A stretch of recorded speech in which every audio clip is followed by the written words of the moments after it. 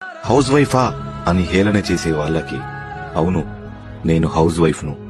Full time working ఉమెన్ని, పొద్దున్నే లేచే మరమనిషిని, సొంత ఇంట్లో వంట మనిషిని, పిల్లల్ని చూసుకునే ఆయాన్ని, పెద్దల్ని చూసుకునే కేర్ టేకర్ని, పార్ట్ టైం టైలర్ ధోబీని నేను, పిల్లల్ని చదివించే టీచర్ని నేను, ఇంట్లో వృద్ధులకు నర్సుని నేను, ఇల్లుని కాపలా కాసే సెక్యూరిటీని నేను, బంధువుల కోసం హోటల్ వెయిటర్ను నేనే, భర్త కోసం ప్రియురాలుని నేనే, అత్తమామలకు దాసిని నేను, పిల్లల కోరికలు తీర్చే కామధేనువుని నేను, నడిచే సూపర్ మార్కెట్ని నేను.